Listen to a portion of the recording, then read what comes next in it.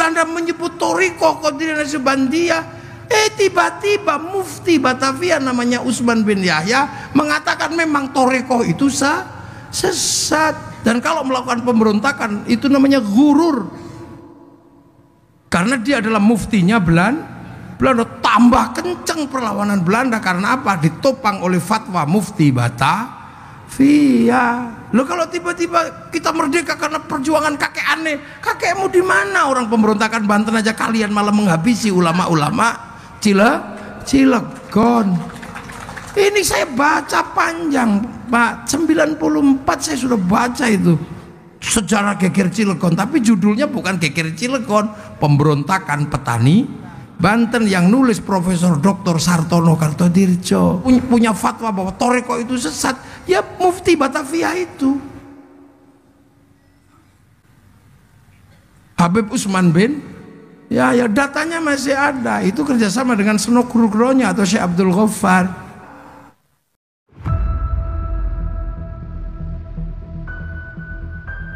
Assalamualaikum warahmatullahi wabarakatuh.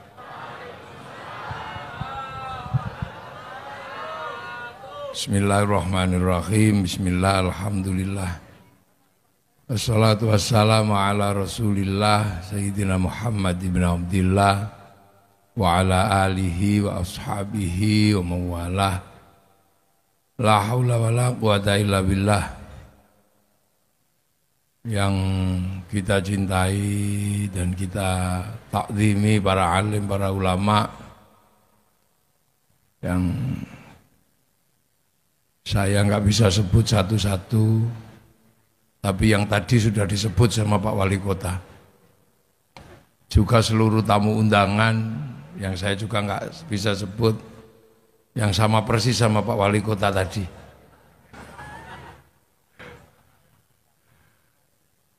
Para hadirin wal hadirat yang berbahagia, alhamdulillah. Ini ada dua hal.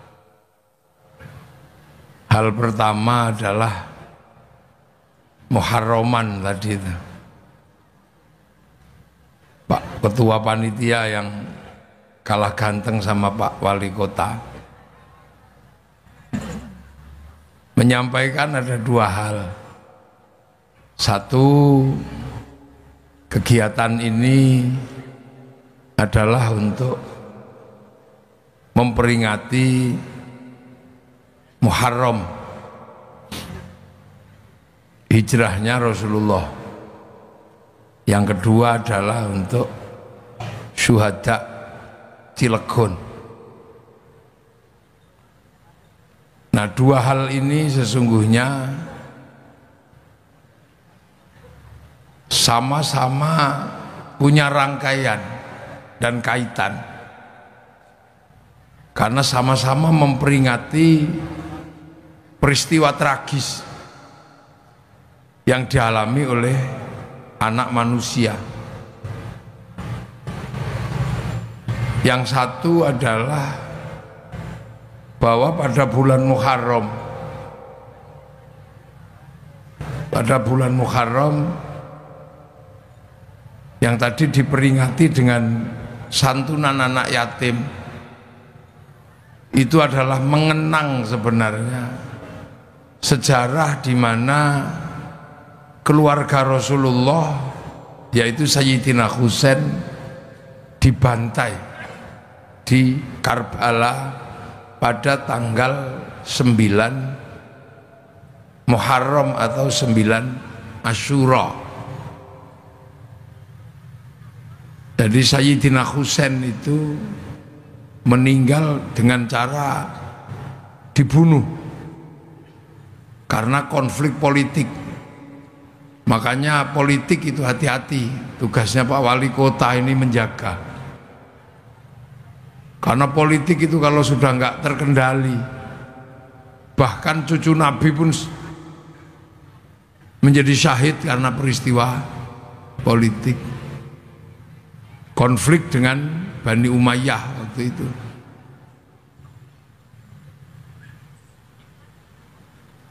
Nah, kebetulan untuk menghindari konflik, Sayyidina Husain itu pulang kampung.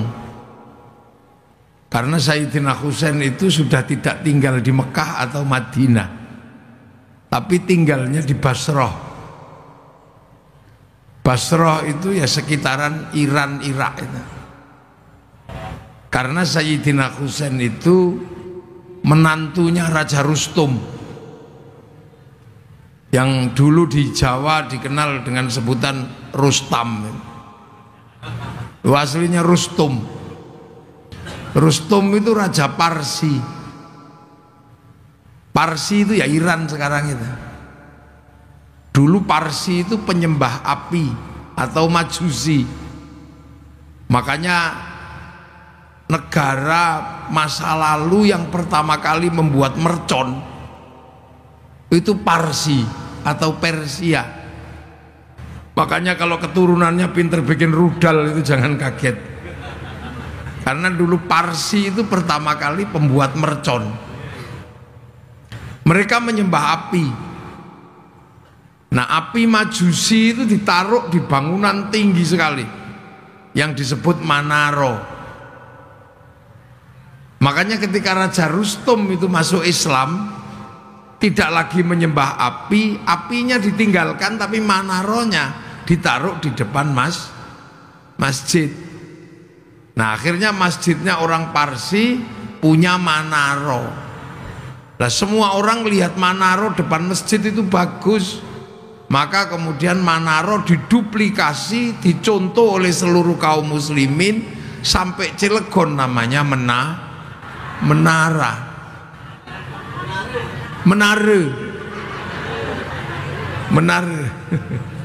Menara kule.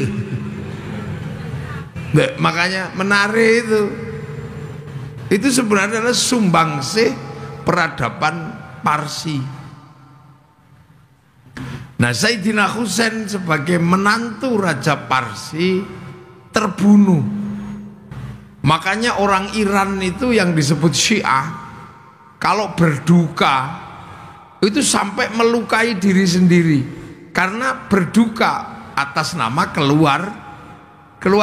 Jadi orang Iran itu merasa berkeluarga dengan Sayyidina Husain, karena Sayyidina Husain menantu Raja Rustum. Nah, terbunuh di bulan Asyura.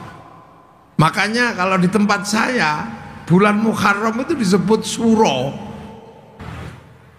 Kalau di sini Sure. Suro sama. Nah, itu karena Asyura. Jadi di sini lebih dikenal dengan sebutan bulan Suro. Karena Asyura diambil belakangnya Suro, kayak Muhammad ambil belakangnya Mat. Abdurrahim Rokim. Nah, Asyura Suro. Nah, bulan Asyura ini akhirnya kemudian diperingati oleh seluruh kaum muslimin bahwa ini bulan duka. Maka di bulan itu dulu seluruh kaum muslimin tidak bikin kegiatan yang sifatnya senang. Makanya di tempat saya, nggak tahu di sini bulan Suro itu orang tidak mantu, tidak menikahkan anak, tidak mengkhitankan anak, tidak pindah rumah. Pokoknya kegiatan-kegiatan yang sifatnya senang-senang dihindari di bulan Suro, sebagai bentuk akhlak kaum muslimin berduka terhadap keluarga Rasulullah. Tapi dulu yang suka usil itu Belanda. Nah, Belanda itu bikin cerita baru bahwa orang Islam tidak menantu di bulan Suro kalau di tempat saya, karena Nyi Roro Kidul mantu. Itu tertuang dalam tulisan Belanda karya orang Indonesia atas suruhan Belanda, namanya Ngabdullah, nulis sebuah tulisan serat yang dikenal dengan serat Darmo Gandul Gatulucu.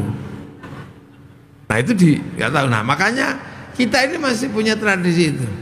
Orang di Semenanjung Padang sampai Jambi sana, mereka membuat tabut Tabut itu seperti menara-menara kecil yang dihanyutkan di laut untuk menggambarkan keranda-keranda mayat yang waktu itu dipakai untuk mengangkat jenazah-jenazah keluarga Rasulullah.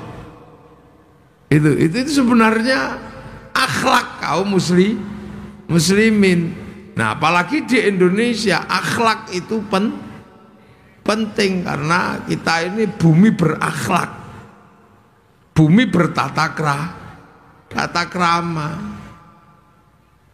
Itu yang kadang kita lupa. Makanya anak sekarang ketika ngapain bulan Suro nggak boleh mantu, kamu jangan lupa bulan itu adalah bulan terbunuhnya keluarga Rasulullah. Makanya untuk mengenang selain tidak mantu, melakukan santunan anak yatim. Kenapa santunan anak yatim itu diutamakan di bulan Muharram? Karena hari anak yatim itu hari bulan Muharram atau Asyura. Dan ini kadang kita sudah lupa anak-anak sekarang bahwa ada masalah akhlak. Nah itu. Nah, Islam yang mengalami proses perkembangan ini kan ketemu dengan budaya yang berbeda-beda. Karena Rasulullah lahir tahun 571, itu saat dunia sudah berisi manusia, sudah penuh bangsa, penuh suku. Jadi Rasul itu lahir paling akhir. Tahun 300 Nusantara sudah punya kerajaan Kutai Kartanegara. 350 di Banten sudah berdiri kerajaan Saloka Negara. Tahun 400 berdiri kerajaan Taruma Negara. Itu sebelum Rasul lahir. Jadi sampean jangan bayangkan ketika Rasulullah lahir di sana jahiliyah, tempat kita masih jahiliyah. Enggak. Nusantara sudah penuh kemajuan. Bahkan ketika Rasulullah lahir di Jawa bagian tengah sudah berdiri kerajaan Kalingga dengan Ratu Sima. Kerajaan Galuh itu berdiri tahun 500. Tahun 600 di Jawa berdiri kerajaan Mataram, mempersiapkan pendirian Candi Borobudur. Kita ini kadang kalau ingatan ruang waktu kita ini yang kadang lompat-lompat, sehingga ketika menjelaskan Rasulullah itu seolah-olah dunia masih kosong seperti zaman Nabi Adam. Kalau zaman Nabi Adam itu memang dunia masih kosong, isinya baru 2 orang, ya Nabi Adam sama Siti Hawa itu. Walaupun ketika Nabi Adam suka keluar dan nggak pulang, Siti Hawa marah. Kok nggak pulang-pulang, dari mana? Main ke perempuan mana? Loh dek, kita ini baru 2 orang, belum ada yang lain. Loh makanya zaman Nabi Adam itu problemnya ya masih problem percintaan kan. Habil Qabil. Nabi Nuh, Nabi Idris baru 1 suku. Nabi Ibrahim baru beberapa kerajaan yang itu sifatnya nggak gede. Tapi zaman Rasulullah lahir dunia sudah penuh. Makanya Islam itu pada akhirnya ketika keluar dari Jazirah Arab ketemu dengan peradaban yang berbeda-beda. Ini yang harus kita pahami. Kalau Islam sendiri waktu di Arab masih jahiliyah. Jahiliyah kenapa? Nggak ngerti Nabi orang Arab. Karena orang Mekah itu ditinggal Nabi terakhir itu Nabi Ismail. Jadi lama sekali orang Mekah itu nggak punya Nabi. Makanya yang tahu Nabi ya cuman Allah toh. Coba kalau Nabi Muhammad itu lahir di Filistin itu, orang Filistin ngerti Nabi. Karena di Filistin ada agama Yahudi, ada agama Nasrani. Di Madinah orang ngerti Nabi. Kayak Banten gini ngerti kiai karena nggak pernah kehilangan Ya makanya saya datang ya aman-aman aja, balik ya Gus foto, karena ngerti Kiai. Coba ketika saya masuk pedalaman Irian gitu ya, nggak ngerti Kiai, mesti saya dikira tim pemburu babi. Loh, ini beneran. Lah makanya ketika Nabi itu turun di Mekah, orang Mekah nggak ngerti Nabi.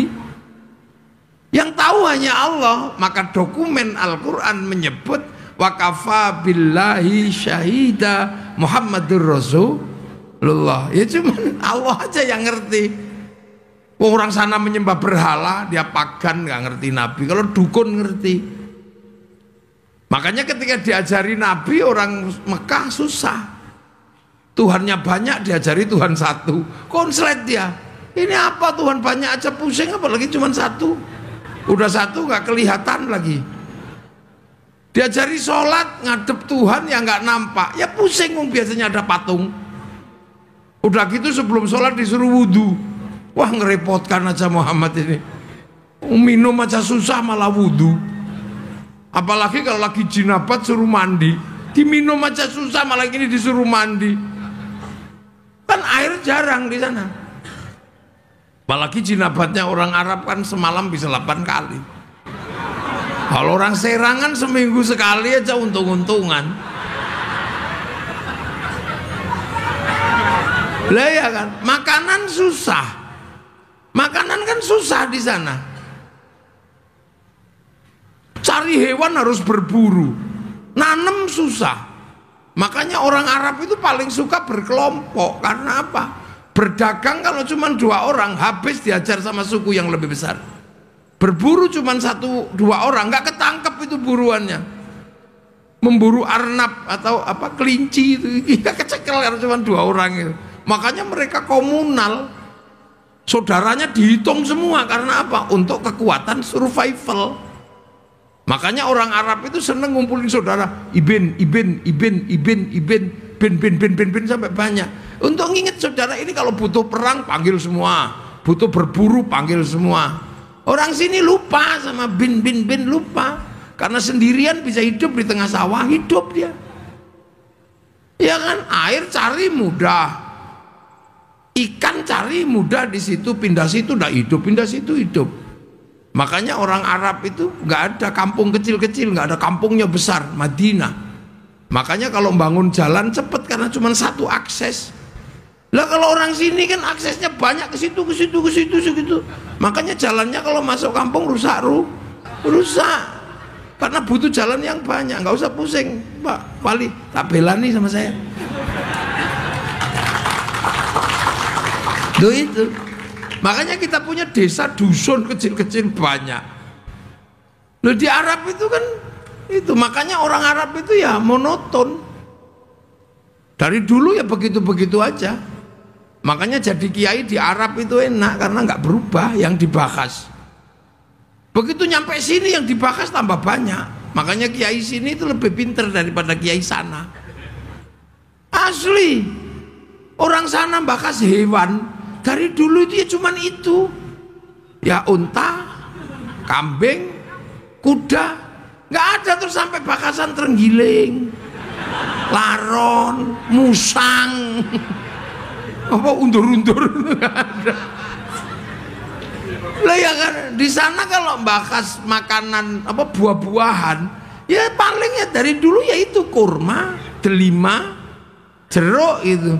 Nggak ada bakasan duren, kesemek, sawo, cipluan, itu nggak ada. Ya kan ulama sana bakas hantu paling dari dulu 2, syaiton, jin. Nggak ada kayak di sini wewe gombel, genderuwo, suster ngesot, kuntilanak, mak lampir, grandong, kolor hijau. Coba itu kalau dicari nasabnya, kira-kira sampai jin apa sampai syaitan. Jadi makanya kita ini dinamis karena ketemu dengan yang berbeda-beda. Nah, disuruh puasa, orang sana pusing, ini panas gini suruh puasa, berlapar-lapar, wah ajaran yang aneh. Suruh haji, nengok kampung sendiri gini, batu. Makanya ja'a ghoriban wa sayaudu ghoriban. Islam itu asing bagi orang Arab. Karena apa? Bertolak belakang dengan caranya orang Arab. Mabuk enak nggak boleh, kelahi enak nggak boleh, godol istri orang enak nggak boleh. Ngerepotis pergi. Akhirnya Nabi Muhammad disuruh pergi. Maka ketika mau pergi Rasul berdoa, Allahumma hdi qaumi fa innahum la ya'lamun. Ya Allah, tunjukkan umatku karena dia nggak ngerti Nabi itu. Makanya Al-Quran menyebut wakafa billahi syahida Muhammadur Rasulullah. Sampai akhirnya ada orang yang percaya. Orang sana ya percaya 1-2, yang akhirnya disebut walladzina ma'ahu atau sahabat. Makanya sahabat itu ya orang Arab.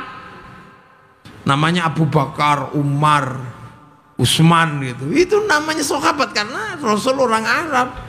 Nggak ada sahabat itu Robin Shah itu nggak ada. Iya kan? Nggak ada Prabowo, nggak ada. Mana ada? Ya itu. Terus ketemu sama orang yang nggak terima, namanya orang kafir. Orangnya ya sama Abu Jahal, Abu Lahab. Namanya ya itu. Nggak ada orang kafir namanya Mukidi itu ya nggak ketemu. Nah ini bentrok di awal. Sampai akhirnya terjadi rekonsiliasi ruhama'u bainahum tarahum ruka'an sujada yabtaghuna fadlan minallah wa ridwanan simahum fi wujuhim min atharis sujud. Semua tidak ada yang lain selain mencari ridho Allah. Loh, sampai akhirnya disebut di situ Islam itu dzalika mathaluhum fit Taurat wa mathaluhum fil Injil kazar'in. Islam itu seperti digambarkan seperti tanaman. Maka keluar dari jazirah itu ada yang nanam. Nah yang keluar ke Parsi dibawa oleh Sayyidina Husain. Yang keluar ke Eropa dibawa Tariq bin Ziyad. Yang ke Cina dibawa Sa'ad bin Abi Waqqas. Nah yang ke Afrika dibawa sahabat Salman, sahabat Bilal. Jadi Islam itu yang nanam beda-beda. Bibitnya dari mana? Rasulullah. Sampai akhirnya ditanam di Nusantara. Makanya kalau di Jawa itu ada tembang lir-ilir tandure wusu. Tandur, tanaman itu pakai bahasa Al-Quran itu tandur. Sing nandur siapa? Ya para wali. Karena kedatangan ke sini, ini daerahnya Majapahit, daerahnya Pajajaran, daerahnya Sriwijaya. Peradabannya sudah sangat maju. Majapahit sebagai penguasa terbesar Nusantara sudah punya slogan Bhinneka Tunggal Ika. Di sana masih diajarkan lakum dinukum. Sini sudah Bhinneka Tunggal Ika. Loh, ini pelajaran besar. Makanya yang datang ke sini nggak mungkin orang sembarangan, nggak bisa orang sembarangan. Makanya kalau ada yang menyatakan Islam di Nusantara diajarkan, disebarkan oleh saudagar, itu nggak mungkin. Saudagar itu kalau menurut orang Hindu kastanya Sudra. Sudra itu nggak boleh ngomong agama. Yang boleh ngomong agama itu otoritasnya Brahmana, kasta nomor 1. Jadi agama dari dulu di sini itu kelas 1. Walaupun raja kalah sama Brahmana. Walaupun punya tentara, punya pasukan, kesatria kastanya para raja, nggak boleh ngomong agama. Wesya pegawai nggak boleh ngomong agama. Apalagi sudra, petani, pedagang. Mau sekaya apapun pedagang, ya sudra, dia nggak boleh ngomong. Nah di bawahnya ada orang hidup tapi nggak mau kerja, minta-minta tok, namanya paria. Nah di bawahnya paria ada orang hidup tapi nggak mau minta, tak malu, ngutil, ngentit itu apa? Tapi kecil-kecil, dikit-dikit itu kastanya kuca. Makanya kalau yang suka ngentit bansos itu kuca.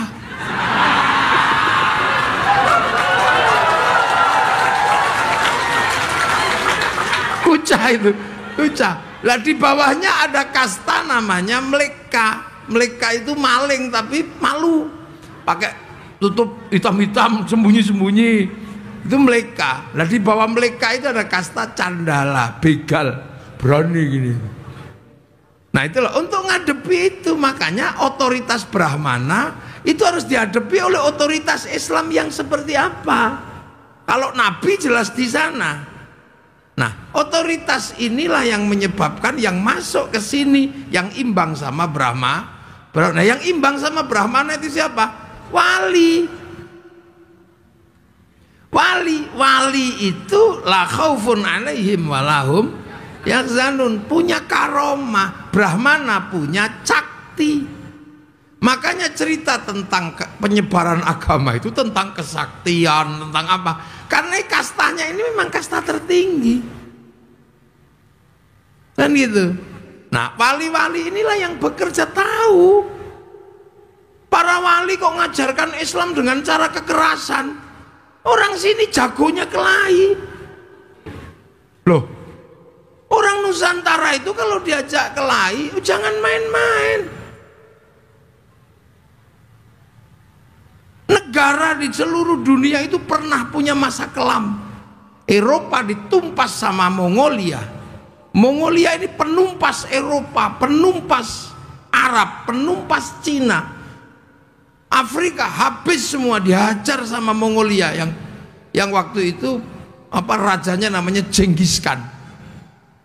Akhirnya kemudian setelah menumpas Eropa dan sekitar Cina, Arab, mereka ke sini mau menumpas kerajaan Nusantara. Sasaran utamanya adalah Singasari, tapi Singasari punya hubungan bilateral itu dengan kerajaan Banten, dengan kerajaan Sriwijaya, dengan kerajaan Pajajaran, bersama melawan Mongolia. Utusannya dipotong kupingnya itu sama Kertanegara gitu. Jadi dulu nenek moyang kita sadis, utusan negara kok ngancam potong kupingnya. Makanya saya ingat waktu Pak Harto ada utusan IMF namanya Kamdesus itu.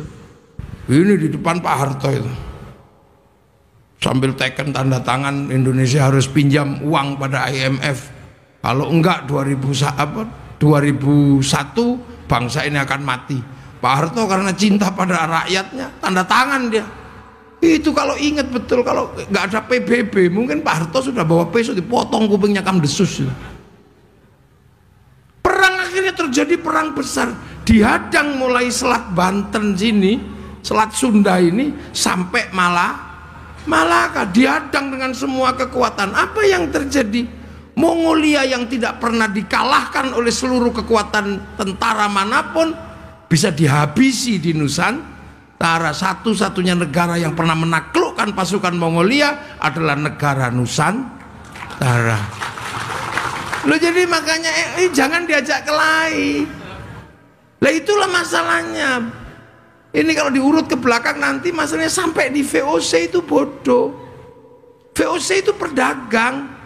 Kalau cuman berdagang nipu-nipu nggak ada masalah. Begitu dia bawa Marsose itu mencoba menekan orang Cilegon, ya potong aja mereka.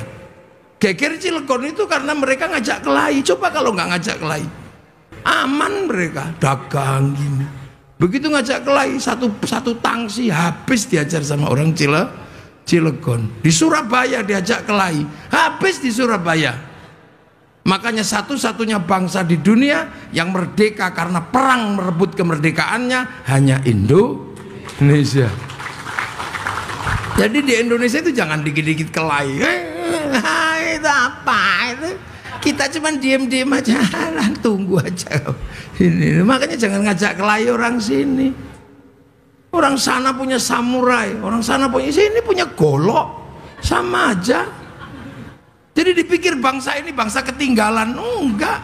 Cuman kita belajar diajari akhlak untuk diem. Tapi kalau udah keterlaluan, jangan salah, Belanda aja habis. Nah, tapi nanti tak jelaskan belakangan, kita nanti awal dulu ini ya, biar juntrung. Nah, akhirnya para wali ini melakukan pekerjaan bagaimana melakukan pengislaman dengan cara pertanian. Ya nggak mungkin lah orang sini jagonya bertani. Menyebarkan Islam dengan perdagangan, orang Indonesia jagonya berdagang. Jungjung Majapahit, Jungjung Pajajaran, itu bisa sampai di selat di jalur sutra sana, berdagang sampai ke Madagaskar, berdagang sampai ke Arab. Makanya orang sini bawa kopi, begitu dijual di sana disebut Arabica, padahal kopi dari sini. Kopi Cilegon. Di mana ada orang Arab punya kopi? Kalau kurma sih iya. Dia kan kita dagang di sana.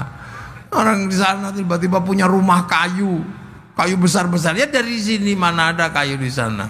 Makanya sana itu alat musiknya cuma terbang kecil-kecil kan, teng teng teng teng teng gitu. Kecil-kecil karena kayu di sana cuma segitu gedenya. Makanya mereka nggak punya beduk. Iya kan, makanya akhirnya begitu sampai sini usil karena mereka nggak punya beduk, beduk dibid'ahkan. Karena mereka nggak bisa bikinnya kecil-kecil. Dan gitu beduk bid'ah. Itu gara-gara dia nggak bisa bikin yang seperti beduk. Karena negaranya punyanya kecil-kecil gitu. Kita alat musiknya sudah gamelan di sini. Alat musik kita itu gamelan terbuat dari logam. Eropa itu kayu tali, gitar itu kan kayu dan tali. Arab terbang sama kulit. Kita itu gamelan pakai logam. Artinya hanya bangsa yang menguasai ilmu pertambangan yang maju dan penguasaan metalurgi yang mapan mampu membuat alat musik dari logam. Jadi ini nggak ada yang jelasin. Makanya setiap kalau tidak ada kakek kami, kalian masih menyembah pohon. Tunggu dulu Bahar, jangan gitu kamu. Kamu jangan gitu. Loh, kita ini kayak apa gitu. Kalau tidak ada kakek kami nggak merdeka. Memang kakek mau ikut perang kemerdekaan kan nggak juga. Ini kita dudukkan dulu persoalan. Kita ini sebuah bangsa. Kita punya negara. Kita ini nation state. Loh, makanya para wali ketika melakukan pekerjaan bagaimana nanam, orang sering salah paham. Kenapa tidak dengan kekuatan perang? Di sini jago perang mau diajak kelahi. Kenapa tidak melalui jalur perdagangan para? Ini gudangnya pedagang. Dengan jalur apa? Kan gitu. Akhirnya yang dilakukan oleh para wali ya download. Loh, wali itu kan download kerjaannya. Kira-kira apa yang mereka? Ya download. Download kemana? Ke pusat datanya dunia. Dunia ini kan punya pusat data, punya cloud. Apapun yang ada di dunia ini datanya ada. Orang Yunani menyebut kotak Pandora. Orang Yahudi Nasrani menyebut tabut Sulaiman. Orang Jepang menyebut kantong Doraemon. Nah, kita menyebutnya Lauhil Mahfuz. Lauhil Mahfuz itu kan cloud, pusat data yang Nabi pernah nengok ke sana. Loh, makanya kalau sampean pengen tahu dunia itu gambarnya seperti apa, ya sampean harus download, browsing. Makanya para wali itu kalau pengen sesuatu, browsing, download. Qalu rabbuna Allah tsumma istaqamu tatanazzalu alaihimul malaikah alla takhafu wa la tahzanu. Qalu rabbuna Allah tsumma istaqamu, download gini, ya Allah Allah Allah Allah Allah Allah. Ada yang 3 tahun. Si Abdul Qadir itu download 25 tahun di padang pasir. Pakai wifi-nya Sesiri As-Sakoti. Ya ini dunia. Loh, sampean jangan itu prosesnya di langit ke-7 itu. Ya Allah, ya Allah, ya Allah, ya Allah, download. Makanya wali-wali itu punya paketan besar karena tahu gambarnya, makanya nggak takut apa-apa. Ya Allah, ya Allah, ya Allah, ya Allah, tahu lah. Sampean kan nggak punya, kalau diajak download langsung tidur. Ya Allah, ya Allah, ya Allah, ya Allah, ya. Makanya kita ini nggak punya paketan. Makanya tadi Yai mimpin tahlil itu sesungguhnya kan proses share it. Loh, ini kan proses share it, proses tethering tadi itu. Loh, manusia itu seperti handphone. Handphone itu hidup kan karena ada kartunya. Ya kan, kartu itu kan didaftarkan di satelit. Satelit punya program dan paketan. Makanya kartu itu bisa hidup karena menggunakan paket satelit. Tinggal menggunakan provider siapa, Telkomsel atau XL atau Indosat. Semua mau Indosat itu kan paketannya ngambil dari sana semua. Terus kemudian kita beli paketan, akhirnya handphone kita hidup, terus kirim foto, kirim gambar, kirim apa. Yang penting punya wifi. Lah kalau nggak punya, cari wifi gratisan kan. .co.id, pergi ke warung, kirim gitu. Lo kan sama manusia kan. Manusia ini kan terdaftar di sana. Alastu birabbikum qalu bala syahidna. Didaftar di Lauhil Mahfuz, terus dikasih paketan. Nyawanya sekian, rezekinya ini, suaminya ini. Kan gitu. Makanya kalau paketannya habis ya kick, udah selesai. La yastakhiruna sa'atan wa la yastaqdim. Terus akhirnya ini apa? Ruh ini setelah dapat paketan di sana dikirim ke sini, fanfukhur ruh. Terus dimasukin casing. Dimasukin ke raga ini. Raga kan produksi sini. Ya kan? Buatan sini. Tergantung siapa yang buat. Kan gitu, dari makanan orang tuh tua. Makanya kalau diproduksi di Eropa ya casingnya tinggi besar, rambutnya merah. Kalau diproduksi di Arab ya tinggi besar, rambutnya keriting. Kalau diproduksi di Cina ya tembem-tembem sipit. Kalau diproduksi di Afrika ya hitam gosong kayak kopi. Kalau produk Cilegon ya kecil-kecil, pesek-pesek begini kan produksi itu. Loh, itu kan sama dengan kartu ini dimasukkan ke handphone mana? Kalau produk Amerika namanya iPhone. Kalau produk Cina namanya Xiaomi. Kalau produk Korea namanya Samsung. Kalau produk Cilegon namanya Oppo. Ya kan casingnya beda-beda. Makanya waja'alnakum syu'uban wa qabaila lita'arafu, tergantung casingnya. Makanya yang produksi siapa gitu ya tergantung. Kalau yang produk pesek ya keluarnya pesek. Tergantung yang produksi, assemblingnya siapa gitu aja. Kalau yang produksi dan yang assembling cantik sama ganteng, nah ini keluarnya.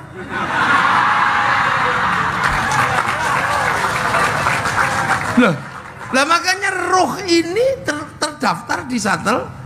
Makanya nyawa orang itu punya apa? Bisa membawa paketan langit, terhubung sama langit. Makanya sampai jangan macam-macam gitu lah. Seluruh pekerjaan rohani pasti jejak digitalnya ada di Lauhil Mahfuz. Kayak sampai handphone gini, mau gitu ya ada catatannya, ya bayar. Nah kita juga punya sama. Makanya manusia itu ketahuan apapun karena rohani terhubung dengan Lauhil Mahfuz. Nah paket Lauhil Mahfuz itu apa? Sholat, Al-Quran, itu kan paketan sana. Turun ke sini di bawah Nabi.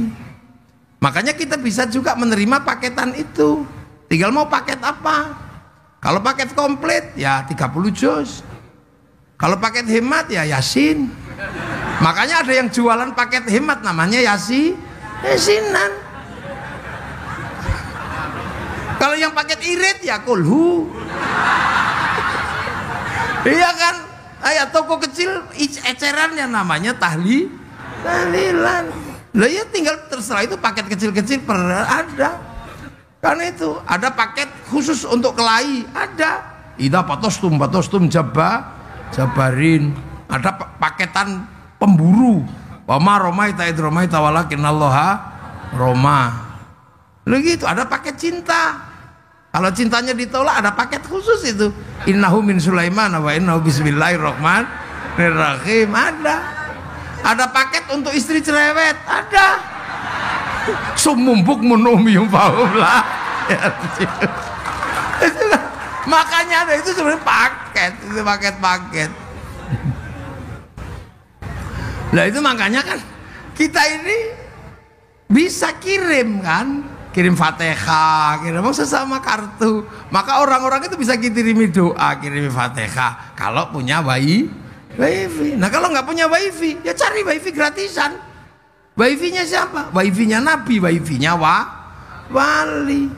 Namanya apa? Tawasul itu kan cari wifi gratisan. Makanya kalau cari wali hati-hati, jangan sampai walinya ini tidak terverifikasi, repot sampean.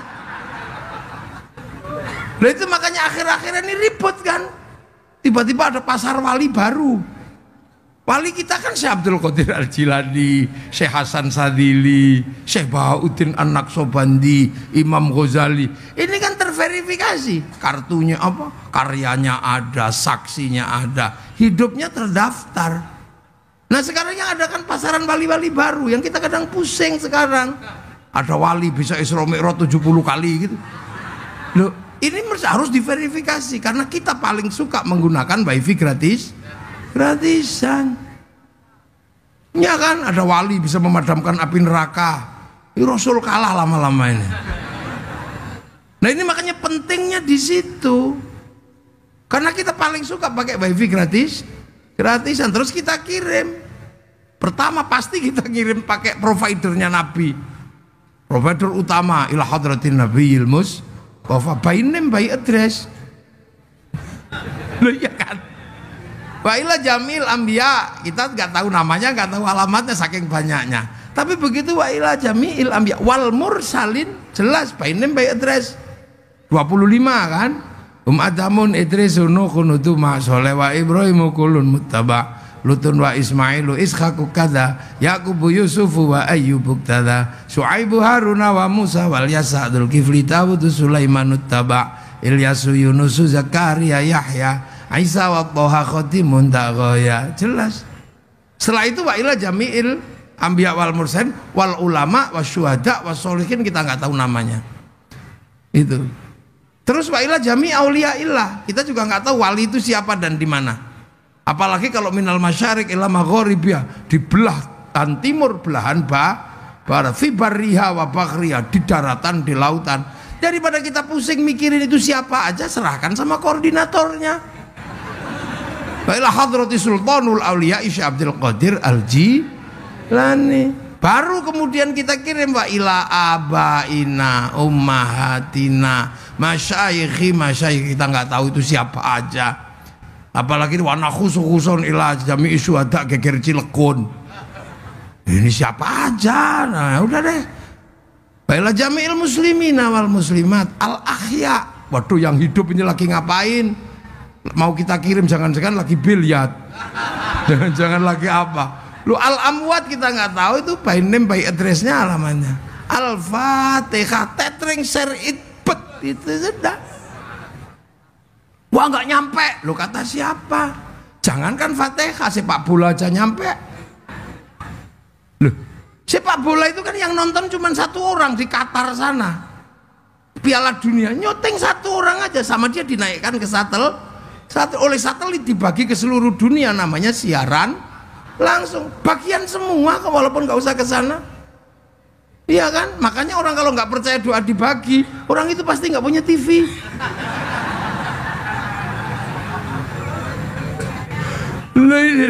Jadi ruh kita ini terhubung sama Lauhil Mahfuz, maka jejak digitalnya ada semua, sampai itu ada, ngerasani orang ada. Makanya nggak usah khawatir kalau mau dimatiin sama malaikat. Ini gimana caranya? Sherlock. Sama di Sherlock gitu kan. Di Sherlock gitu cuma kena sampean, kick langsung di on off, kick selesai. Selesai itu. Ini kan teknologi. Nah, makanya para wali-wali itu kalau pengen memakai sesuatu dia download. Ini gimana caranya? Kan gitu. Nah, wali-wali menghadapi problem yang berbeda sudah dengan yang di sana. Ketemu suku yang banyak, ketemu bangsa yang banyak, kan itu, ketemu agama yang berbeda. Nah itulah maka para wali nanam pelan-pelan. Ketika baru ditanam, ya makanya menggunakan bahasa sini. Di tempat saya ini ditanam di sini, mestinya saya ini syaikhun, ustadzun. Begitu ditanam di kampung sana dikasih nama kiai. Kiai itu bukan cuma manusia, ada kebo Kiai Slamet, ada tombak Kiai Pleret, ada keris Kiai Sengkelat. Kiai, tilmidun muridun, santri tanam di sini. Allah pangeran atau Sang Hyang. sholat sembahyang pakai nama sini kan gitu ya, karena awalnya itu, maka ya datang belakangan ya ikut aja di situ namanya sama, walaupun barangnya beda. Kayak yang datang pertama ke sini Honda, sampai sekarang pinjem Yamaha ngomongnya Honda. Hondamu apa? RX King. Honda kok RX King? Yang datang pertama Aqua, ya apapun merek botol minuman ya Aqua. Ya kayak sekarang lah, dulu yang pertama datang itu Softtek. Maka seluruh pembalut kan namanya Softtek, mesti beli Softtek gitu. Yang datang pertama Sarimi, maka Indomie mie sedap pun tetap Sarimi. Yang datang pertama Sanyo, walaupun Shimizu tetap Sanyo. Makanya kalau lebaran gak usah marah ibu-ibu itu. Begitu kasih makanan Kongwan, dibuka rengginang. Nah itu konsep kazar'in, konsep menanam. Yang penting nanti kita uji apakah tanaman ini akhraja syat'ahu fa'azarahu fastaghlaba fastawa ala suqi yujibu zurra'a liyaghidhu bihimul kufar. Ditanam loh, makanya ditanam tanaman-tanaman ini. Ya Hayyu ya Qayyum, ya mungkin ada yang ya kayuku ya kayumu. Robbil alamin, Robbil ngalamin. Orang di sini suruh pakai jubah ya nggak bisa, wong nanam padi. Maka jubah sebagai baju syar'i dipotong. Potongan syar'i namanya syar'un. Orang sini nggak punya huruf ain, punyanya monggo botongo syar'un tadi sarung, saruan jadi sarungan. Makanya orang sini fleksibel, nggak usah ribut persoalan celana cingkrang. Kalau pengen cingkrang, linting yang agak tinggi. Walau mau panjang, plotrokno ndak apa-apa. Sederhana, nanem kok. Makanya orang sini biasa aja. Nanem sholat, ya yang sabar. Orang sini tempatnya dingin, enak. Zuhur dipanggil, ya nggak keluar. Tunggu aja sampai selesai itu zuhur. Makanya dulu kiai kalau adzan zuhur setengah dua, setengah tiga. Allahu Akbar, Allahu Akbar. Sambil nunggu Robbana ya Robbana, Robbana zalamna anfusana. Sampai berkali-kali nggak ada yang datang. Ada satu datang malah rokokan depan masjid. Ya kiainya sabar waktu itu proses nanem awal. Akhirnya kalau di tempat saya wong capek ya tombo hati. Wong capek ya nambah niatine dhewe kan ya. Kalau udah nggak tahan baru diuruki anjang aja baru jerandal datang.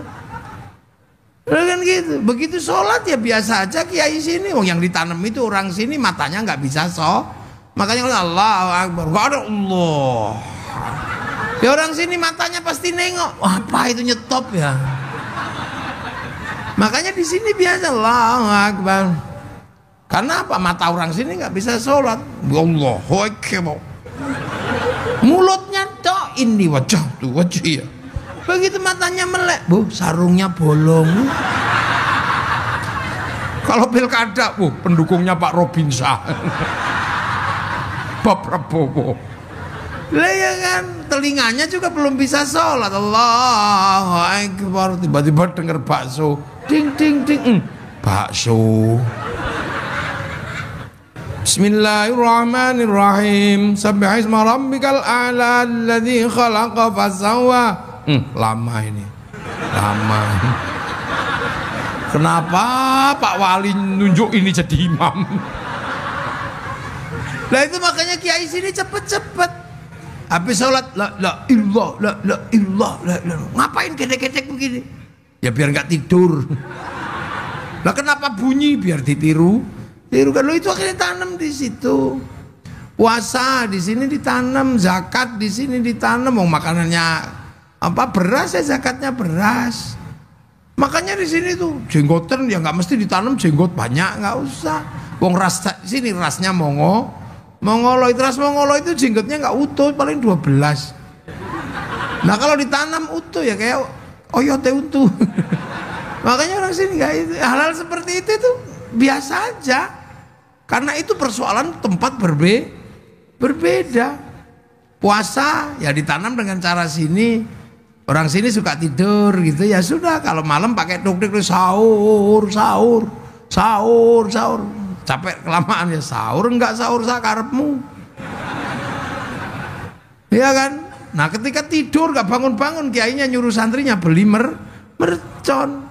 Karena Islam sholat puasa bisa tegak kalau ada mercon, karena bangun.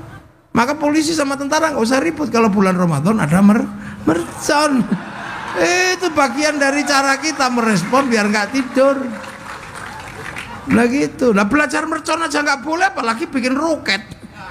Ya jadi kalau kita perang nanti tentara aja yang perang, karena kita nggak punya kemampuan untuk bikin roket. Mercon aja nggak boleh. Jadi malilah rakyat ikut membela negara. Lah iya Pak, wong gawe mercon ndak boleh. Gimana kita caranya? Lah iya kan? Rakyat bikin mercon nggak boleh, belajar bikin pelintengan nggak boleh. Begitu waktunya perang ya nanti siap-siap. Udah deh tentara sama polisi aja yang sudah latihan. Kita bikin mercon palsu aja nggak boleh. Nah itu. Habis puasa halal ya karena kita komunal biasa ini. Haji, orang Mekah suruh haji, ya enak wong Ka'bahnya di depan mata. Sini antrian 40 tahun Pak, 50 juta, nyicil ayam itu nempelkan gambar Masjidil Haram, aku besok ke situ gitu. Begitu sudah dapat pendaftaran, latihan di alun-alun Cilegon, Ka'bahnya apa? Triplek, labbaik Allahumma hajjan gitu. Ya kan, begitu waktunya haji diantar ke Pondok Gede bareng-bareng, ke asrama haji bareng-bareng. Yang pergi haji ke asrama yang nganter belok kebun binatang Ragunan. Wah itu cara kita untuk nanem. Makanya jangan kemudian cara nanemnya nyontoh yang lain-lain, wah bubar itu. Ini kan semua pengen contohlah kami. Yang orang Arab Wahabi, contoh cara Wahabi. Itu kan cara kamu di sana. Contohlah kami orang Yaman, lah kamu di sana ribut aja nggak selesai sampai hari ini. Cara Suriah perang di sana, cara Afghanistan pakai celana cingkrang, di sana urusan jenggot tembak. Sini kan nyaman kayak begini, rukun semua. Yang ngaji ini kan beda-beda. Ini dipikir sama semua, ya enggak. Wong lagi ngaji juga ada yang ngeslot.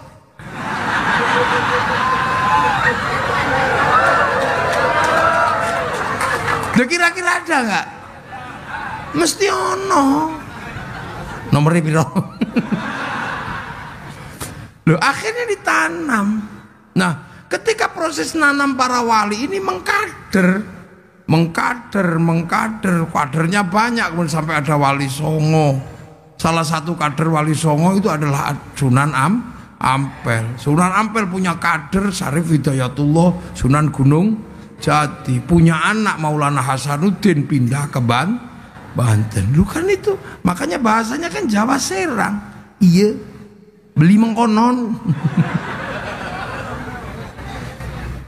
Nah, para wali ini yang dipikirkan bukan semata-mata nanam agama dalam hitungan-hitungan yang disebut sebagai syarat rukunnya Islam. Tapi yang dipikir adalah ketika nanam ini terus yang jaga siapa? Kan ini tanah orang. Cara nanam di tanah orang ini terus yang jaga siapa? Ya akhirnya harus dijaga oleh sesama kaum muslimin bersama yang lain. Itu kan. Makanya kalau konsepnya adalah konsep menanam, maka penjagaan pagernya harus ada, pengelolaan lahannya harus ada, terus menjaga manusianya punya konsistensi seperti apa. Nah itulah. Maka kemudian ketika ketemu dengan manusia yang sudah memeluk Islam dan berbeda-beda, ini jangan sampai manusianya mati. Karena kalau manusianya mati, Islamnya ikut hilang. Maka manusia harus dijaga.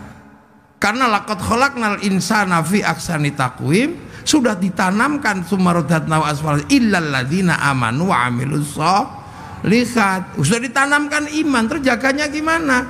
Ya tidak sumpah Allah. Watin demi buah tin simbol Nabi Nuh. Wazaitun simbol Nabi siapa? Nabi Isa, Nabi Ibrahim karena Palestina.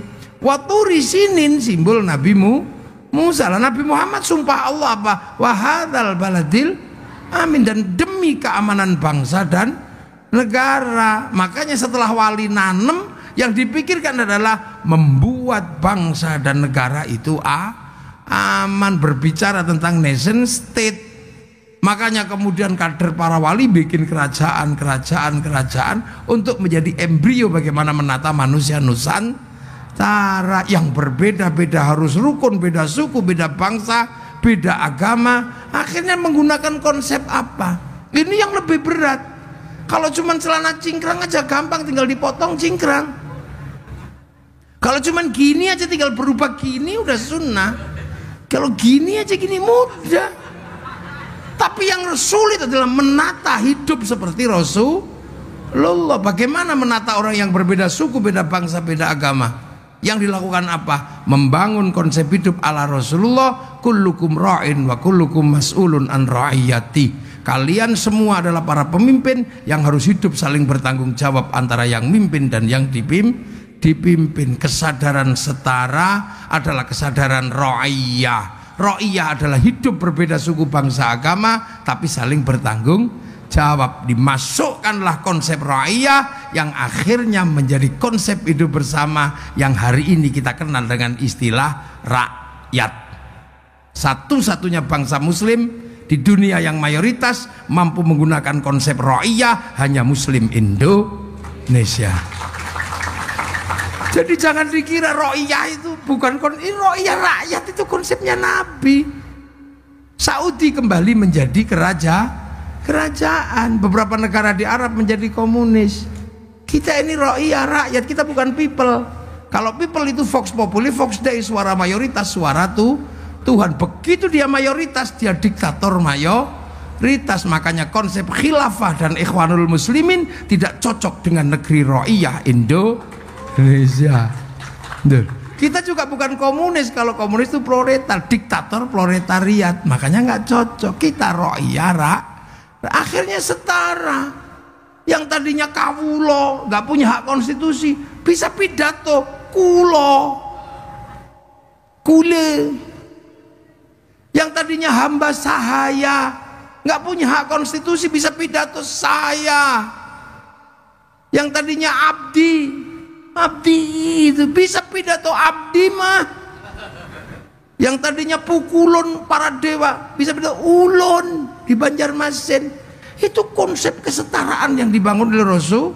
Lo tidak membedakan suku, tidak membedakan bangsa, tidak membedakan agama. Itu konsep egaliternya Rasulullah dan berlaku di Indonesia. Makanya kalau ada yang mengatakan kakek kami, kakek aneh, ya ndak masuk mah. Kita ro'iyah rakyat setara. Inna akramakum indallahi atqakum. Lah, makanya ro'iyah ini kalau ngumpul namanya musyarakah.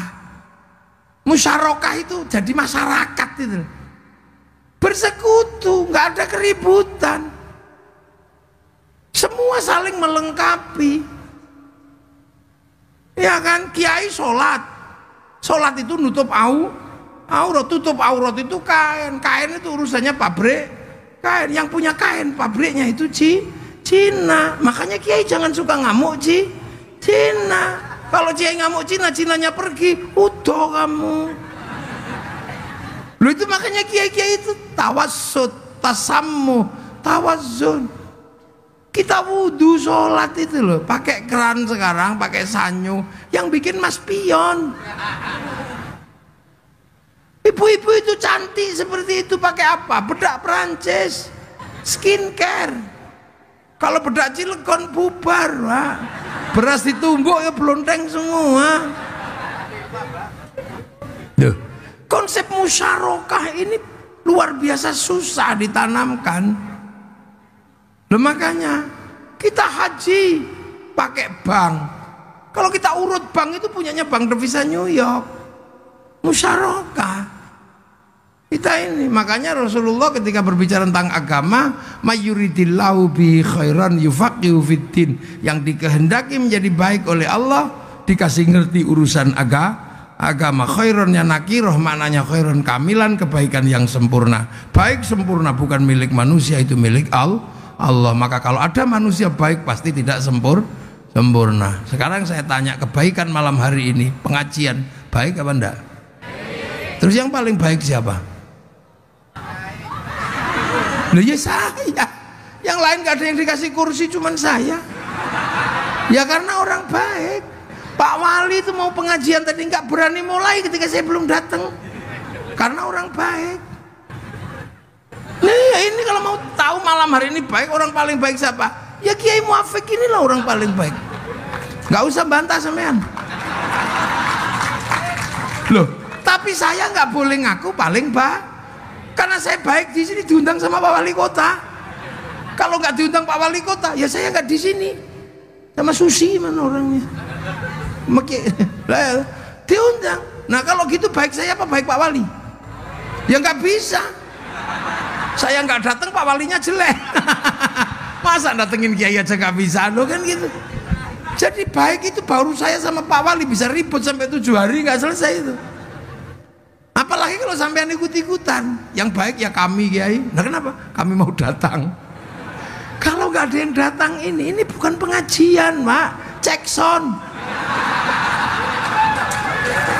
Ayo. Ini kita di depan mata kita ada contoh kebaikan itu nggak bisa sempurna karena manusia itu kebaikannya bersifat nakira. Terus kalau tiba-tiba tukang soundnya iseng, yang baik saya Kiai. Lah kenapa? Soundnya tak pateni bubar gitu ya. Itu walaupun kadang lupa. Ya itu. The sound itu kan beresiko. Kalau yang undang wali kota pengajian ya pengajian. Kalau yang undang kok Adela ya beda lagi. Ya kan pasti beda. Dia kadang lihat pengajian, kadang lihat rock segini. Tergantung yang undang siapa kalau sound. Biarlah semua berlalu, hadapi seperti apa, bunga kan mekar di kemarau. Lah sama kan, ibu-ibu itu pengajian ya datang, dangdutan juga datang sama aja. Baik itu nggak pernah berdiri sendiri, Pak. Iya, kata tukang tendanya, yang baik ya kami Kiai masang tenda. Kalau nggak ada tendanya gerimis bubar. Padahal biasanya yang masang tenda ini sholatnya juga nggak rajin. Loh, mana ada baik itu berdiri sendiri. Makanya manusia ini pusat musyarakah, persekutuan. Makanya manusia hidup aja diajarkan Allah doanya Allahumma barik. Lah, nah kenapa bukan barikli? Kenapa mutakalim al ghair bukan mutakalim wakta? Ya karena makan itu nggak bisa sendiri. Sampean begitu ngambil nasi, sampean pasti melibatkan pabrik piring. Itu yang bikin siapa, agamanya apa, kita nggak pernah peduli loh itu. Setiap makanan ada perusahaan piring. Begitu kita lihat nasi, pasti ditanam di sawah. Sawah pasti melibatkan negara, ada agraria, BPN. Tanpa itu bunuh-bunuhan rebutan sawah. Tumbuh besar karena pupuk pabriknya entah di mana, insinyurnya siapa. Begitu dipanen, pasti ada alat pemanen padi. Itu pabrik alat mesinnya di mana. Begitu kita masak, di situ ada pabrik kompor, ada pabrik rice cooker, ada pabrik gas. Itu multinasional, transnasional sudah. Begitu kita makan dibumbui, ada yang nanam cabai, ada yang nanam tomat, ada yang nanam bawang entah di mana. Setelah itu enak kita kasih garam. Orang Cilegon punya garam? Nggak punya. Yang punya orang Indramayu dan sekitarnya ke sana. Iya kan pakai tambak-tambak garam itu kan. Sampai tahu waktu bikin garam di tambaknya nggak kencing. Ya kita kan nggak ngerti, jangan-jangan kencing. Makanya orang Jawa curiga sama tukang bikin garam, makanya garamnya dikasih nama uyah. Karena khawatirnya ketika bikin uyah, nguyuh. Loh kan, selesai makan kita ngambil anggur merah, tadi ada di situ. Itu bukan tanaman Indonesia. Itu tanaman Amerika, New Zealand, Cina, tanaman Australia. Itu kita datangkan pakai impor, berarti melibatkan negara. Negara menunjuk Menteri Perdagangan, di situ ada eksportir, importir dengan departemennya masing-masing. Ketika terjadi kesepakatan, ada bill of lading, ada letter of intent. Ketika terjadi transaksi, pasti ada hubungan bilateral, berarti melibatkan obligasi, pasti melibatkan perbankan, hubungannya pasti Bank Devisa New York punyanya Rothschild Rockefeller. Mau apa gitu? Ayo, makanya kita ini konsep hidupnya musyarakah, masyarakat, tidak boleh saling menindas. Nah makanya kalau punya kepentingan bersama membentuk nation state, mari kita bersama-sama, konsepnya wasyawirhum fil amri, musyawarah. Makanya kalau mau melibatkan diri dalam musyawarah, kita punya lembaga majelis permusyawaratan itu sunnah semua di situ. Sunnah yang paling berat itu bukan yang kemudian kado cingkrang, makan 3 jari, itu sunnah mudah. Sunnah membentuk negara ini sunnah yang paling susah. Makanya kalau mau musyawarah tinggal daftar. Pengen terlibat musyawarah jadi kepala desa, daftar ke panitia. Pengen terlibat musyawarah menjadi wali kota, daftar ke KPU. Pengen jadi DPR, daftar ke KPU. Kamu nggak peduli anak siapa, turunan siapa, nggak peduli agamamu apa, daftar boleh. Setelah daftar dan diterima, pilihannya cuma 2. Cari pengikut sebanyak-banyaknya. Kalau nggak dapat, beli. Loh ya kan? Loh ya iya. Yang penting jangan money politik. Kalau money politik ditangkap polisi sama tentara. Namanya lain, uang bensin. Kalau diterima masjid, sumbangan. Kalau diterima kiai, bisyarah. Itu karena dulu yang nata ini semua adalah para wali, maka teritorinya disebut wilayah.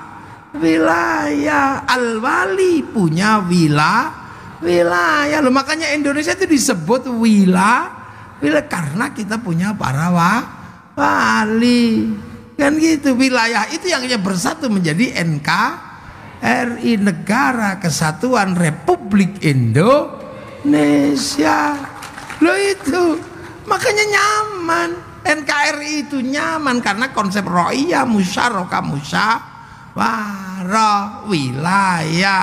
Hasilnya NKRI itu apa? Arab satu bangsa pecah puluhan negara, Cina satu bangsa pecah puluhan negara, Afrika satu bangsa pecah puluhan negara, Eropa satu bangsa pecah puluhan negara, kita puluhan bangsa, suku dan agama mampu bersatu dalam satu negara kesatuan Republik Indonesia. Loh, makanya begitu wilayahnya ini wilayah para wali, maka semua bergerak untuk apa? Menjaga wilayah. Maka ketika wilayah ini dikuasai oleh orang-orang asing dari Belanda, semua melakukan perlawanan. Di Makassar, Sultan Makassar melakukan perlawanan. Di Banten, Sultan Ageng Tirtayasa melakukan perlawanan.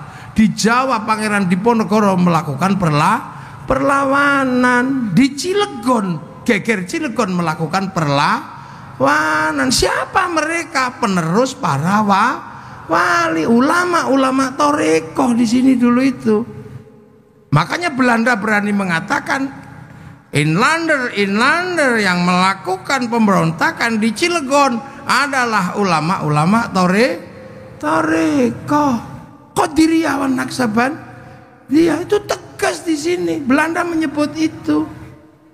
Begitu Belanda menyebut Torekoh Qadiriyah Naksabandia, tiba-tiba mufti Batavia namanya Usman bin Yahya mengatakan memang Torekoh itu sesat. Dan kalau melakukan pemberontakan itu namanya ghurur.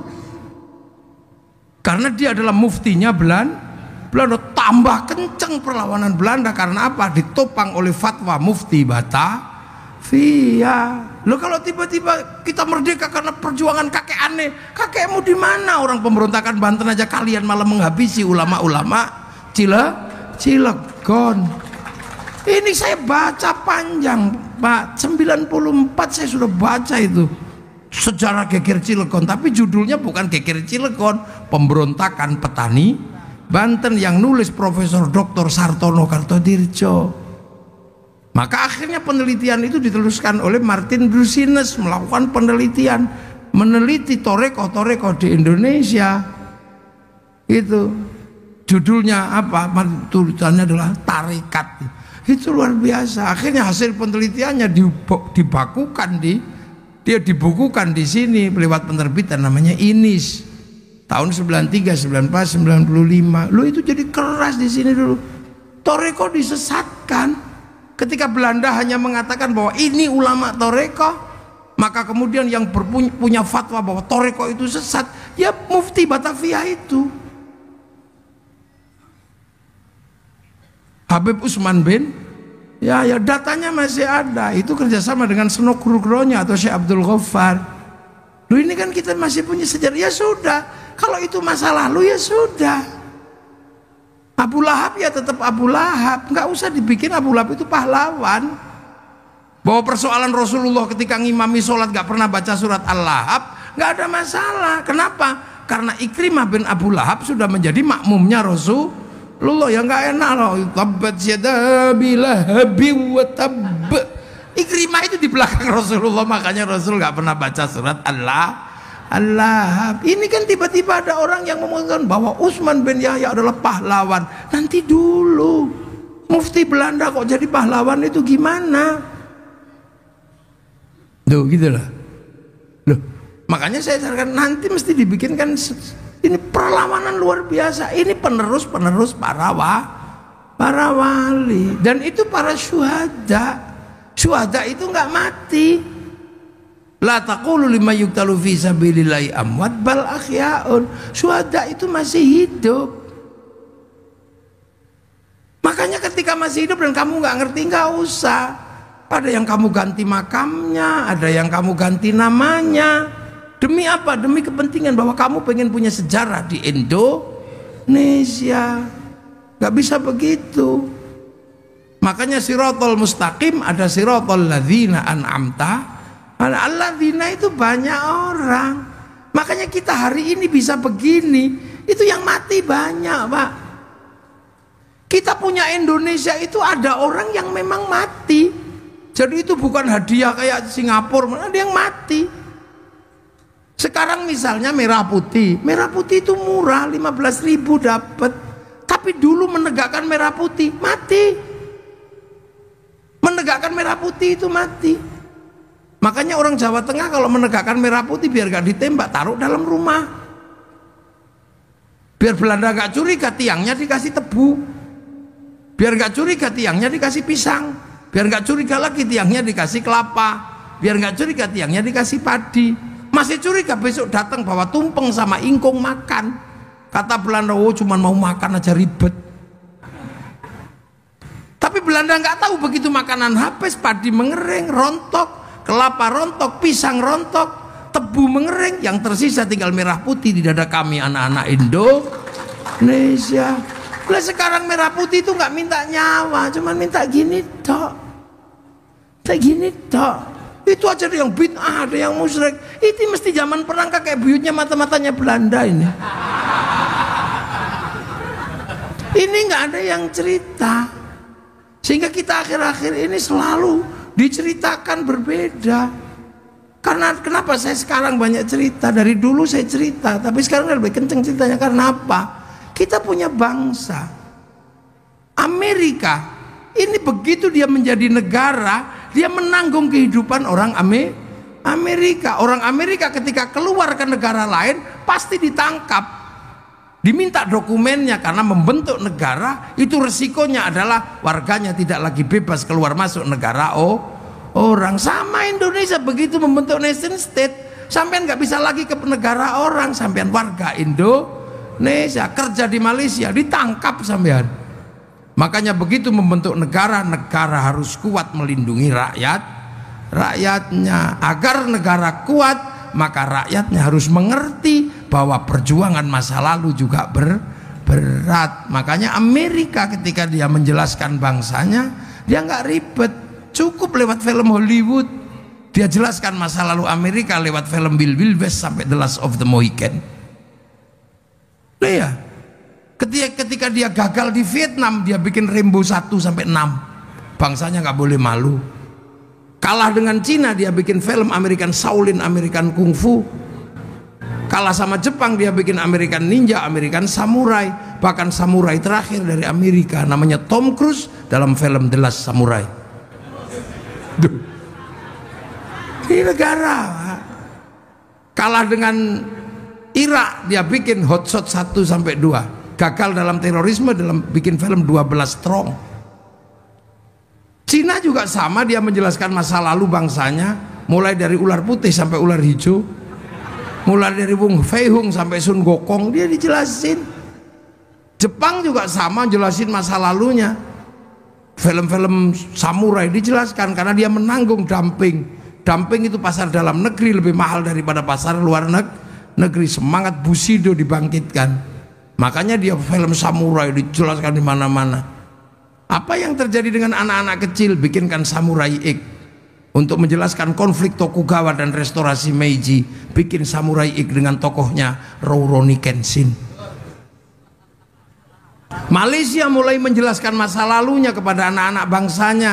Malaysia diserahkan kembali kepada si Upin dan si Ipin. Dia tidak boleh, si Upin ini masa depan Malaysia, dia harus tahu fundament Malaysia. Tidak mungkin bisa dipisahkan antar suku, antar bangsa. Maka kemudian masa lalu Malaysia yang berisi anak-anak India, si Upin dan si Ipin dikenalkan dengan Jarjit. Dia nggak boleh lupa ada anak-anak Cina, kenalkan Mei Mei. Dia nggak boleh lupa ada anak Indonesia, kenalkan Susanti. Itu cara mereka. Kita nggak lagi. Kita selalu membanggakan cerita orang. Merah putih kalah dengan bendera Filistin. Iya, Filistin itu memang harus merdeka. Tapi setelah merdeka punya tugas Filistin itu satu rukun. Fatah sama Hamas jangan ribut. Kita kenapa dulu dijajah Belanda begitu lama? Karena kita nggak rukun. Tapi begitu satu bangsa, satu nusa, satu tanah air, kita rukun. Baru bisa mengusir. Itu kan kita mesti ngajari dia rukun. Kita ini sekarang punya apa saja kayaknya lebih suka punya orang lain. Punya rambut hitam di merah-merah. Akhirnya jadi LKMD. Londo kok mengendasi. Itu ya. Punya ayam gede dikit, ayam Bangkok. Ya, di tempat saya yang asli tinggal gula Jawa. Jambu Bangkok. Sementara bangsa yang lain sudah membangun. Singa apa? Korea itu membangun masa depan bangsanya melalui meja makan sama air mata. Namanya drakor. Begitu drakor diterima, makanan Korea diterima, industri semua itu, Pak. Makanan Korea itu berapa triliun yang dia dapat dari situ. Potongan rambut Korea berapa yang dia dapat dari situ. Saya generasi ini, maaf ini Pak Wali Kota, ini generasi ini mesti generasinya Noah ini, Ariel kayak gitu kan. Saya ini generasi rock, zaman rock saya ini. Ya, tahun 91 Metallica melakukan konser besar di Moskow. Konser besar di Moskow. Penontonnya 6 juta orang. Bahkan konser 6 juta orang kalah sama BTS. BTS-nya Korea sekali konser yang nonton 100 juta orang, daring lewat HP. Saya hitung dalam 1 tahun konser mereka menghasilkan 2.500 triliun masuk ke Korea. Duit kita masuk ke sana diam-diam. Kalau dulu ngambil punya orang jarah, menggunakan senjata. Sekarang ceng ngambil dari tempat kita. Mark Zuckerberg pemilik Facebook, pemilik WhatsApp, bayar 200 triliun diambil dari negara kita setiap bulan. Terus apa yang kita mau pasarkan ke seluruh dunia? Ini bangsa dan negara. Ini zaman digital, gak zaman analog. Dunia sudah berubah. Ayo kita mikir. Makanya saya selalu menyarankan gitu. Pemda punya patung besok. Pemda Cilegon bikin patung di depan kantor wali kota yang utuh bersih. Ada rambutnya, ada patung manusia. Terus sampai hitung, biar tahu manusia yang terbaik itu apa yang sudah terjadi. Begitu manusia punya rambut, yang satu mikir pabrik topi. Asetnya triliunan di situ dari pabrik topi. Ngelihat manusia punya rambut, yang satu mikir pabrik semir triliunan, yang satu mikir bikin gunting, yang satu mikir bikin peditok, obat kutu, yang satu mikir ini manusia, ini industri. Cilegon ini semua digerakkan oleh manusia. Pabrik Krakatau Steel kenapa? Karena manusia pengen punya bangunan, dia nambang dan segala macam. Ini industri semua. Begitu lihat muka orang, yang satu bikin celak penghitam muka, alis. Yang ke bawah bikin alis lebih panjang, idep panjang. Itu maskara. Triliunan aset dia. Ayo, begitu lihat pipinya kusem, bikin blush on. Iya kan di sini skincare. Lihat muka, hidungnya kurang panjang. Bikin apa yang di TV biar sending, situ pokoknya. Begitu lihat mulut orang, yang satu bikin odol, mereknya macam-macam triliunan. Dari mulut manusia punya aset triliunan. Yang satu giginya monyong, bikin behel, bikin sikat. Itu dari muka manusia, aset dunia digerakkan. Sampai di sini bikin cukuran, tatra, silet. Kita malah ribut ini panjangnya seberapa. Ini duit semua. Kita nggak pernah mikir itu. Itu belum sampai lihat jari bikin kutek, manikur, pedikur, alat potong kuku. Lihat puser, kita lihatnya syahwat. Orang lain lihat bikin katok ke bawah. Dari celana panjang sampai celana pendek, mereknya apa aja triliunan. Di dalam celana diurus sama dia. Iya kan? Ya diurus semua. Yang keluar lewat belakang menghasilkan pabrik Pampers triliunan. Kalau keluarnya terlalu lancar menghasilkan pabrik Introstop. Kalau keluarnya seret melahirkan pabrik Dulcola. Habis melahirkan tisu basah. Duit semua. Yang depan melahirkan pabrik kondom. Ayo, itu duit semua, itu manusia. Dan sekarang digerakkan, dunia berubah. Makanya kita bisa melihat sekarang ini dunia berubah.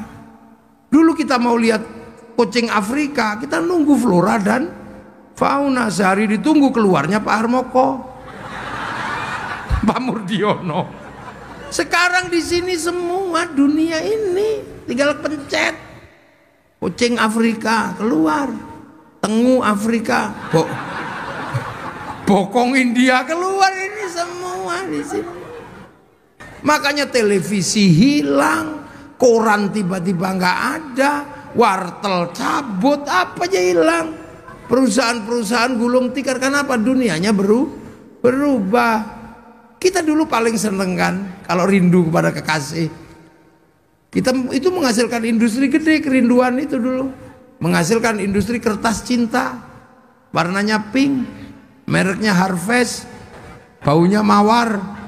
Kalau sampai keliru bau melati, bau gendruwo. Iya kan, terus kita mulai nulis kartu pos, untukmu kekasihku. Entah kenapa aku merindukanmu malam hari ini, seberat gunung Krakatau, meledak-ledak. Semoga tidak terjadi ledakan seperti tahun 1883. Pasti ada tsunami di hatiku. Kamu pasti asalnya Cilegon ya.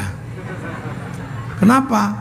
Ledakanmu seperti Krakatau, kekasihku. Loh, dulu kan begitu kan, kalau pinter-pinter kita tulis. Itu Susi itu dulu paling pinter tulis surat cinta. Wong itu ngomong-ngomongan saya di Jogja. Ikut saya berapa tahun dulu. Kekasihku, entah kenapa malam hari ini aku merindukanmu. Di saat aku menulis surat cintaku ini padamu, aku ragu apakah cinta kita akan bersatu. Karena di samping rumah tetangga sedang memutar lagu Isabella dan lagunya Poppy Mercury, lagu antara Jakarta dan Penang, dua-duanya tentang putus kekasihku. Dan semoga lagu ini tidak menjadi isyarat buruk, karena sampai hari ini aku tahu bapakmu masih belum merestuiku. Oh, itu kan dulu panjang gitu kan. Aku tahu malam hari ini kau pun merindukanku, karena kata rembulan kau dan aku sedang duduk di bawah sinarnya yang sama. Kekasihku, sebelum aku pergi aku masih mencium bau tubuhmu. Karena perpisahan itu kau tandai dengan menyentuh ujung hidungku. Di situ ada bau hand body Miniko. Kan itu panjang gitu, panjang gitu. Kekasihku, kau jangan lupakan aku. Aku tahu ini demi masa depan kau, aku dan anak-anak kita nanti. Cendrawasih burung irian. Terima kasih dan cukup sekian. 4 kali 4 16. Sempat tidak sempat Arab dibalasan itu dulu. Ya itu industri semua loh itu ya nggak. Begitu kita selesai nulis, kita pergi ke kantor pos cari perangko, template no. Tahu-tahu hilang gitu aja lu. Kemana? Karena sekarang cinta tiba-tiba menjadi lebih mudah. Tinggal kita. Terus kalimatnya juga nggak panjang, mah. Makanya sekarang cinta ini kaku, nggak pinter merayu, makanya mudah putus. Loh ya, ini dunia baru, udah nggak seperti dulu. Kita nggak kebayang percepatan dunia dalam 20 tahun seperti ini. Ya, Cilegon dan segala akan menghadapi fase itu. Sekarang tentara pensiun. Ya kan, tentara pensiun. Irak itu infanteri nggak ada, sudah perang sekarang dengan Israel itu. Pakai tombol aja, cing. Kalau sudah gitu perempuan juga bisa perang udah kayak gitu. Nama tombol, malah lebih akurat ternyata. Jadi yang menceti tombol di Iran itu perempuan semua. Karena perempuan lebih akurat dan lebih tenang. Makanya perempuan itu kalau udah sadis bahaya, tenang dia. Katanya. Lu sopir-sopir truk besar di Freeport itu sebagian besar perempuan. Tenang. Loh ya, makanya saya itu teman-teman JP3M. Saya punya nyai, istri saya itu kalau nembak titis karena tenang. Saya tanya, kenapa kamu bisa setenang itu kalau menembak sana? Karena aku udah terlatih sulit menembakmu katanya. Loh, perempuan roket loh. Sekarang dunia baru ini nggak usah jin pensiun. Loh, jin itu pensiun. Dulu kalau mau urusan cinta, jin didatangkan Sunan Mata Kaji Hajiku Jaran Goyang gitu dulu. Sekarang jin cinta udah berhenti karena cinta tumbuh bersama Avanza. Loh, perempuan kan rasional, daripada kemenyan mending Avanza, daripada bau kemenyan mending bau knalpot. Loh iya kan, lu jin pensiun. Saya ini biasanya kalau bulan Suro, bulan gini itu banyak yang datang. Yai, minta ilmu pukulan biar pak langsung pingsan. Kok nggak ada ini orang datang lagi. Ternyata mukul orang itu sekarang 60 juta. Pak, itu divisum 60 juta. Ayo, makanya para jawara ini, saya ini juga tukang kelahi dulu, tapi begitu sekarang saya belum kelahi, Banser udah maju duluan. Jawara udah maju duluan, nggak jadi saya. Loh, dunia berubah, kursus-kursusan habis. Dulu kalau ibu-ibu ini diundang wali kota mantenan gitu, bingung cara dandannya, datanglah ke salon. Sekarang tutorial make up artis, selesai. Dunia baru. Siapa yang mengambil itu dia akan menguasai dunia.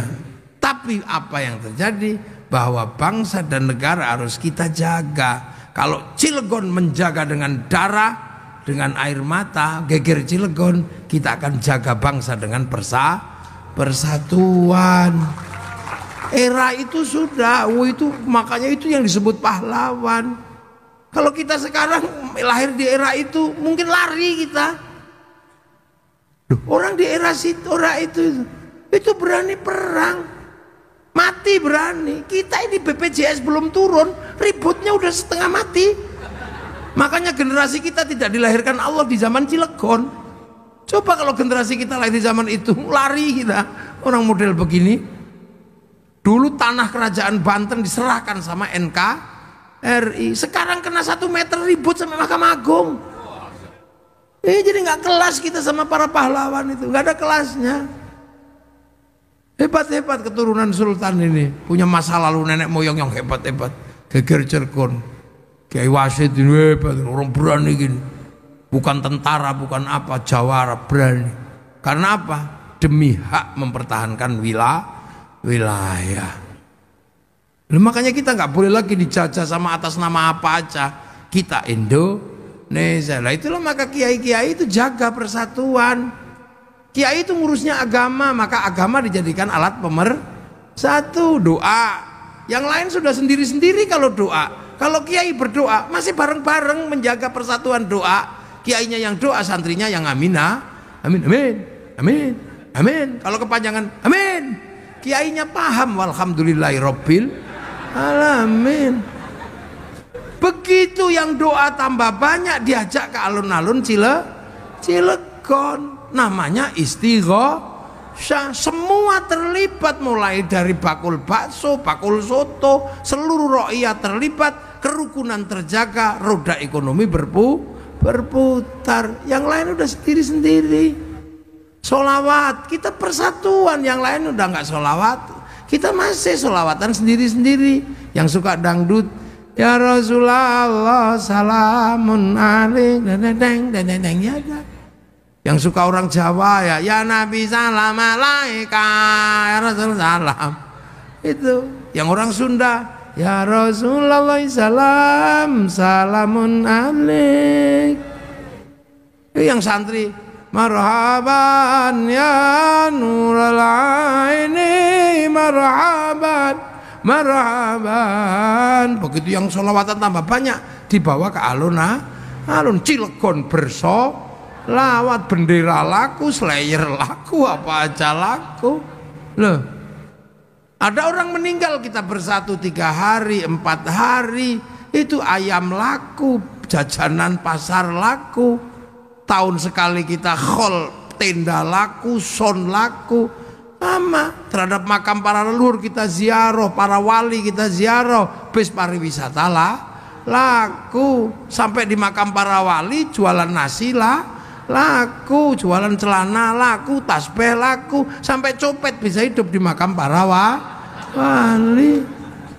Terus di situ kita rukun, kiainya yang tua, la ilaha illallah, la ilaha illallah. Tiba-tiba datang kiainya lebih muda, ketua sallallahu ala Muhammad, sallallahu ala Muhammad. Ini katut ini yang la ilaha sallallahu alaihi. Rombongan satu bis lagi datang, ibadallah rijalallah aghizuna liajlillah wa kunu'au lana lillah zanaqdha bifadlillah. Ini nggak pernah ada yang ribut, gantian. Yang enggak, beda-beda. Yang satu datang bawa speaker tok, speaker kecil itu. Rombongan dari Cilegon ditunggu di bis, ini nggak ribut. Itu. Begitu kita ziarah ke makam para leluhur, kita punya kebanggaan bahwa kita punya masa lalu, kita mencintai para leluhur, dan tanah itu kita cintai karena tempat bersemayamnya para leluhur. Setiap titik-titik yang kita menghasilkan cinta, di situ akan terbangun rasa cinta tanah air. Makanya teroris tidak pernah tumbuh dari orang yang suka ziarah kubur. Mau ngebom Banten nggak enak sama makam para wali Banten. Mau ngebom Surabaya nggak enak sama Sunan Ampel. Maka tukang ngebom pasti nggak suka ziarah kubur.